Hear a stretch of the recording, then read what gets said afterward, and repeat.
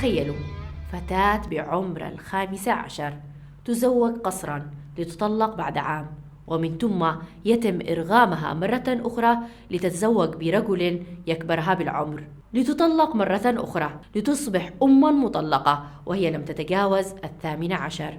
وعندما تقرر أن تبدأ حياتها لتدرس وتعيل نفسها وأبنائها تقابل بالرفض، وفي بعض الأحيان يتم تعنيفها بل وقتلها. هذه ليست قصة درامية من وحي الخيال، إنما هو واقع يمني يتكرر مع الكثير من الفتيات ليس لهن الحق باتخاذ القرار، سواء بالتعليم أو الزواج أو حتى العمل، حيث تعتبر بعض الأعراف والعادات عائقاً كبير أمام مشاركة النساء الهادفة باتخاذ قرارات تخصهن وحدهن فقط. فتجد أن يتم تشجيع الذكور باتخاذ قراراتهم المصيرية في التعليم والزواج والعمل، وتجد بالمقابل أن هناك الكثير من الإناث يتعرضن للحرمان من حقهن في التعليم الأساسي، والمحظوظات منهن من تكمل دراستها الابتدائية حتى الثانوية وتمنع من دخول الجامعة، وعدم السماح لهن في المشاركة في الحياة المجتمعية، وحرمانهن من حق اتخاذ القرار بأنفسهن يعتبر شكلا من أشكال التمييز القائم على نوع الجنس، ويعتبر من صور العنف الجنسي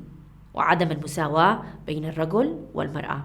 وهذا السبب الذي جعل مجلس الأمن يصدر قرار 1325 الذي يدعم المرأة وحقوقها، حيث أهم ما يدعو له هذا القرار هو زيادة مشاركة المرأة في جميع مستويات صنع القرار، حماية المرأة من العنف الجسدي والتمييز، تجنب العفو ضد الجرائم التي وقعت ضد المرأة.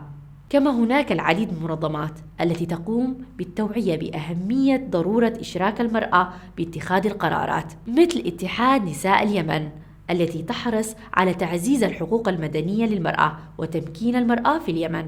فكيف يثق المجتمع بالمرأة بتربية الجيل القادم ولا يثقون بها في مسائلها الخاصة؟ فهذا يجعل النساء البالغات قاصرات لأنهن يستطيعن اتخاذ القرار بأنفسهن، وهذا غير منطقي.